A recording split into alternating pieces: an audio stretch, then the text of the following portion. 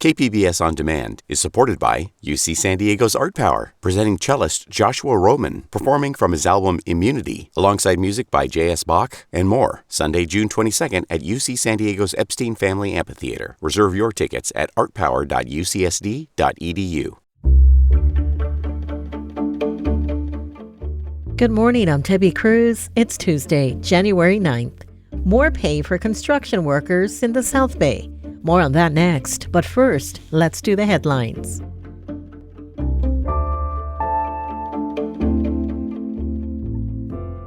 The City of San Diego is holding a series of public forums this month to learn what San Diegans want in their next chief of police. The current chief, David Nisleit, is stepping down in June. Community activist Tasha Williamson has been a longtime critic of the department and says she will attend all 9 community meetings. She told us what she'd like to see in the next chief. I think we want a chief who is going to represent transparency, equity, and justice, not just in our community, but inside their own department. The first forum was held last night. The next forum is at 6 p.m. on Thursday at the Mary Star of the Sea Church in La Jolla. It's going to be freezing in parts of the county this morning. The National Weather Service put out a frost advisory for the valley and desert areas through 9 a.m. Temperatures could drop into the low to mid-30s, but the extra cold weather won't last past the morning. Temps in the inland valleys and deserts will be in the low 60s. By the coast, temps will be in the high 50s, and in the mountains, it'll be in the high 40s. Forecasters say there's a chance of rain and fast winds starting tomorrow night. The old Point Loma Lighthouse at Cabrillo National Monument will be closed through next Thursday for restoration work. The lighthouse was originally constructed in 1855. The repair work includes painting the interior and other minor repairs to protect the walls from the damp coastal environment. Workers at the Cabrillo National Monument say the project is a way to preserve the national treasure. From KPBS, you're listening to San Diego News Now. Stay with me for more of the local news you need. KPBS On Demand is supported by the San Diego County Toyota dealers, presenting a new 2025 Tundra designed to combine performance and comfort with up to 437 horsepower and 10-speed automatic transmission. See your Toyota dealer, the San Diego County Toyota dealers. We make it easy.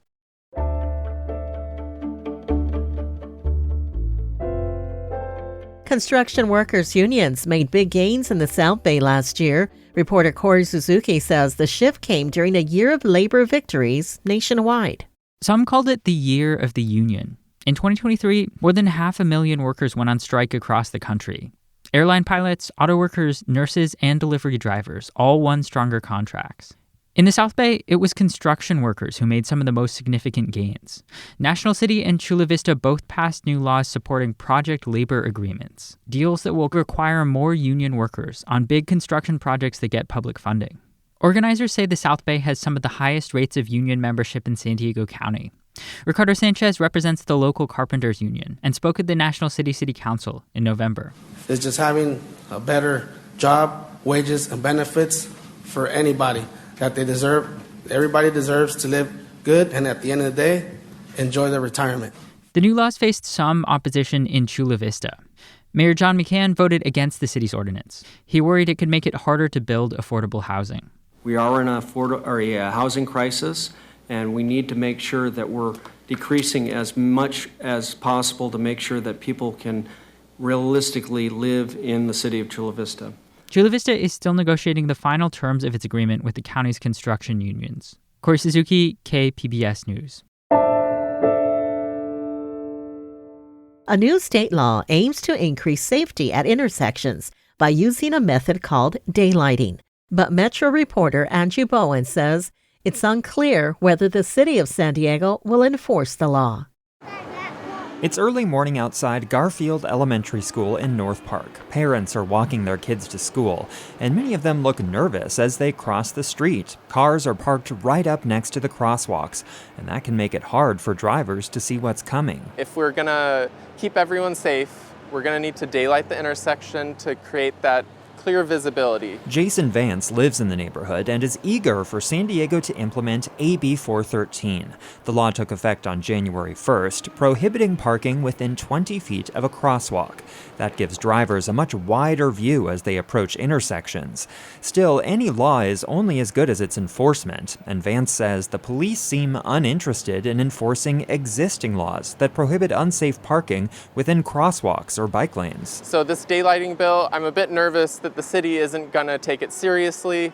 Not to mention, most of these curbs haven't actually been painted red yet. They actually need to be painted red, which would complete the daylighting, but we'll have to actually push the city to make these changes. A city spokesman said the transportation department is assessing what resources it will need to implement the law. SDPD did not respond to questions about whether it has a plan for enforcing the law or educating drivers on the new rules. Andrew Bowen, KPBS News.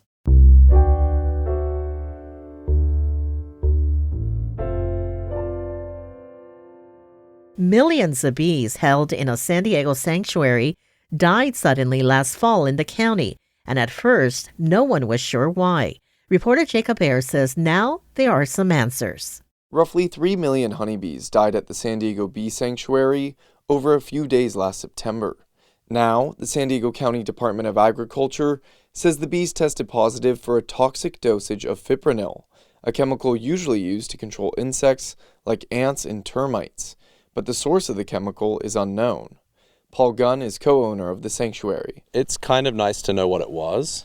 It's nice to not think that it was a neighboring farm, I guess. While the investigation is closed, Gunn says they plan on growing their bee population back over the coming year and expanding to new sites across the county. Jacob Ayers, KPBS News.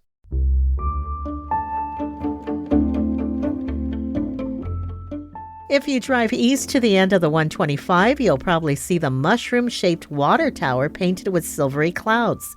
The site-specific sculpture was commissioned in the mid-1990s. Arts reporter Beth Accomando revisits the public art piece and its controversy. Public art can cause controversy, especially when it's 150 feet tall and overlooks a suburban neighborhood. For some people, it is the most unwelcome of neighbors. It's inherently ugly.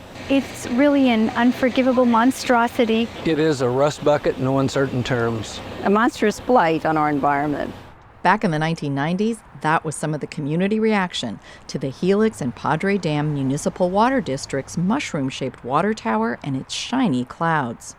News stations were quick to highlight the negative comments, but failed to provide any context. It's big, and you see the clouds that are up there along the rim. That was an art project by Grossman College art students. Oh, well, not really. That was meant to be dismissive. Artist Jim Wilsterman designed the site-specific sculpture for the water tower. I did put my students out front because they're the ones who are doing the hard work and labor, but to not even talk about what the project was and what it meant and why it was being built just sort of seems like it was a fluff piece to put on the news. But the stainless steel cumulus clouds encircling the brown water tower were not merely decorative.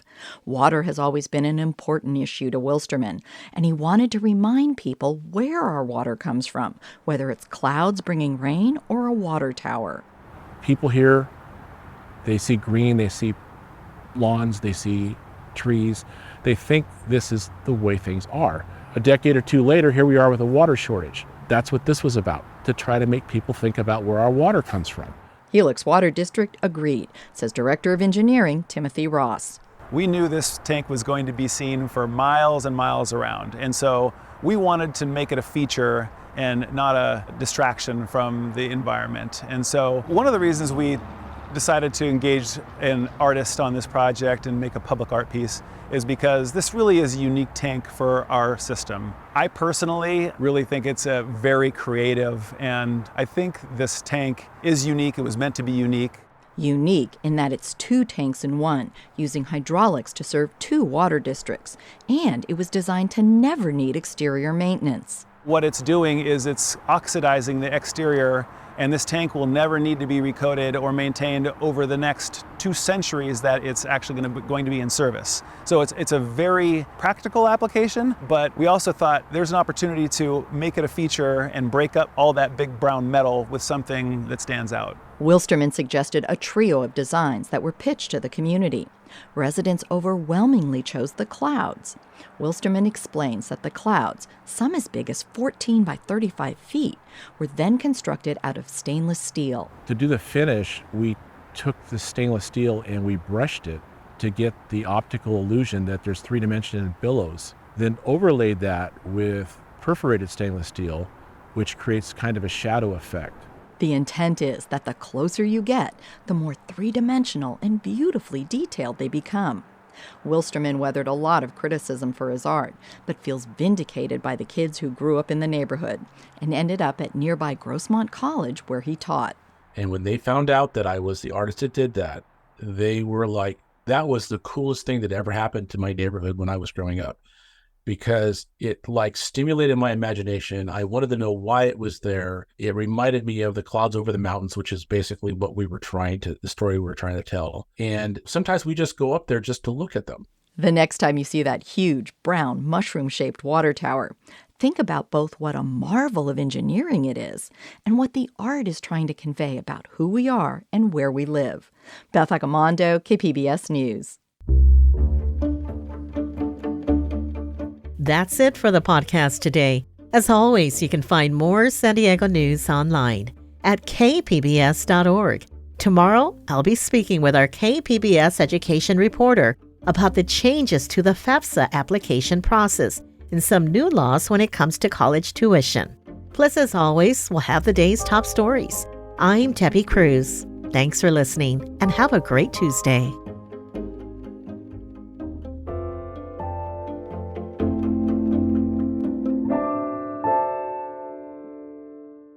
KPBS On Demand is supported by the San Diego County Toyota dealers, offering a new 2025 lineup of vehicles at your local Toyota dealer, including a new Tacoma with turbocharged 4-cylinder engines and a hybrid powertrain option. The San Diego County Toyota dealers. We make it easy.